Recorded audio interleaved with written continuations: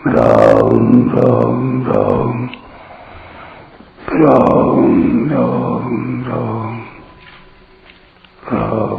राम राम नारायण नारायण। संबंध। किसी शत्रु को नष्ट करने के लिए उसके रहने के स्थानों की जानकारी होनी आवश्यक है। इसलिए भगवान आगे के श्लोक में ज्ञानियों के नित्य बैरी काम के रहने के स्थान बताते हैं। इंद्रियाणि मनो बुद्धिरस्याधिष्ठानमुच्यते एतैर्विमोहयत्येष ज्ञानमावृत्य देहिनौ। इंद्रियां, मन और बुद्धि इस कामना के वासस्थान कहे गए हैं। यह कामना इन इंद्रियों, मन और बुद्धि के द्वारा ज्ञान को ढककर देहाभिमानी मनुष्य को मोहित करती हैं। व्याख्या। इंद्रियाणि मनोबुद्धि रस्याधिष्ठानम् उच्यते। काम 5 स्थान में दिखता है पदार्थों में। तीसरे अध्याय के 34वें श्लोक कहा, इंद्रियों में, मन में, बुद्धि में और माने वे अहम माने मैं में अर्थात कर्ता में, दूसरे अध्याय का 59वां। इन 5 स्थानों में दिखने पर भी काम वास्तव में माने हुए अहम माने चित्त जड़ ग्रंथि में ही रहता है, परंतु उपर्युक्त 5 स्थानों में दिखाई देने के कारण वे इस काम के वासस्थान कहे जाते हैं। समस्त क्रियाएं शरीर, इंद्रियों, मन और बुद्धि से ही होती है। ये चारों कर्म करने के साधन हैं।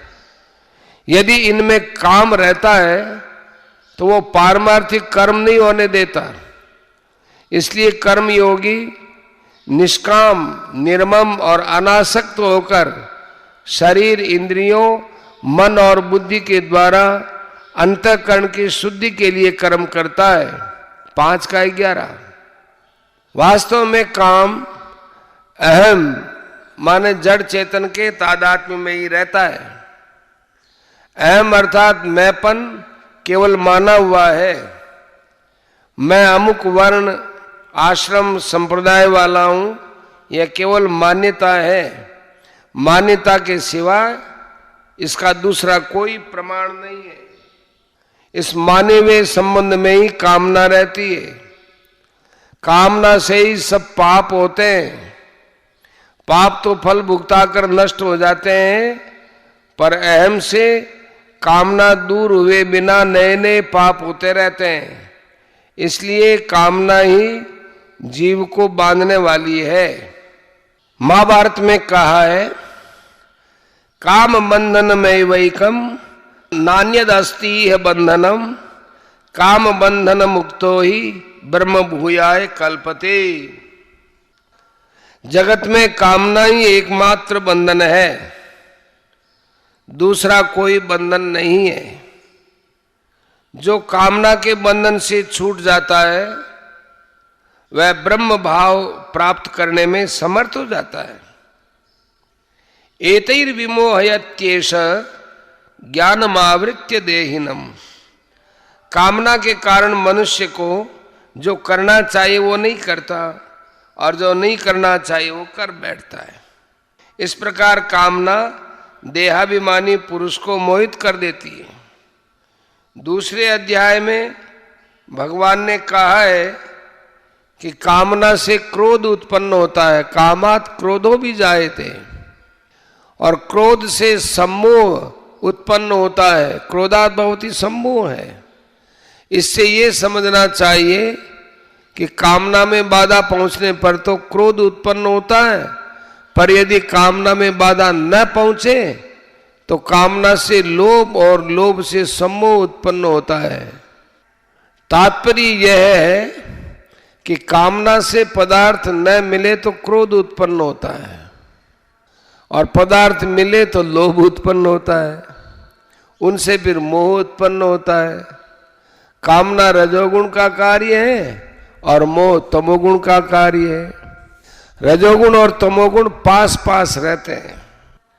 तमोगुण, रजोगुण और सत्वगुण तीनों में क्रमशः 1, 10 और 100 अंक की तरह 10 गुणे का अंतर है। फिर तमोगुण 1, रजोगुण 10 के नजदीक और सत्वगुण 100 मान दोनों से दूर रहता है। अतः काम, क्रोध, लोभ और मोह पास पास में ही रहते हैं। काम इंद्रियों, मन और बुद्धि के द्वारा देहाभिमानी पुरुष को मोहित कर देता है। इस प्रकार काम रजोगुण का कार्य होते हुए भी तमोगुण का कार्य मोह हो जाता है। कामना उत्पन्न होने पर मनुष्य पहले इंद्रियों से भोग भोगने की कामना करता है। पहले तो भोग पदार्थ मिलते नहीं और मिल जाए तो टिकते नहीं, इसलिए उन्हें किसी तरह प्राप्त करने के लिए वह मन में तरह तरह की कामनाएं करता है। बुद्धि में उन्हें प्राप्त करने के लिए तरह तरह का उपाय सोचता है।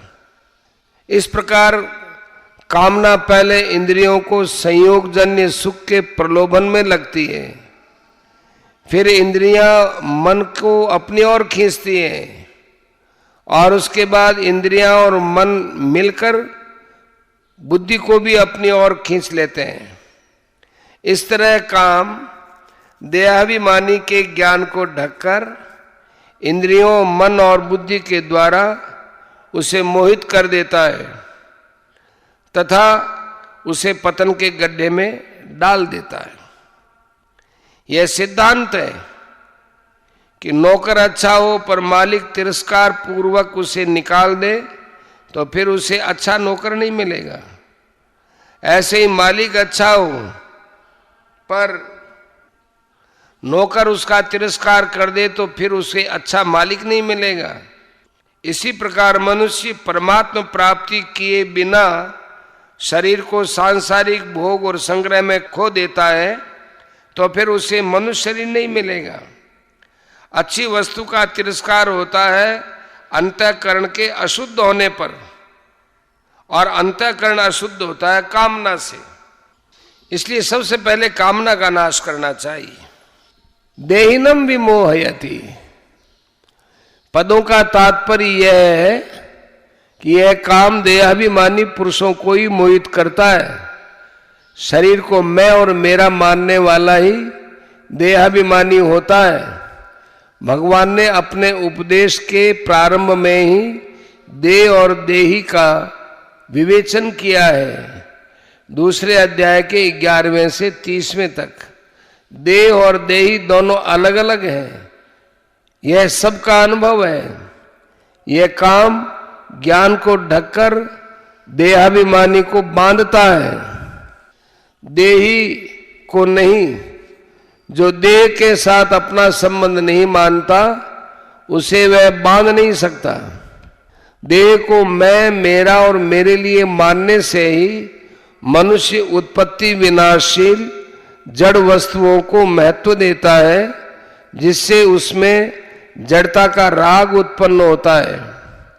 राग उत्पन्न होने पर जड़ता से संबंध हो जाता है। जड़ता से संबंध होने पर ही कामना की उत्पत्ति होती है और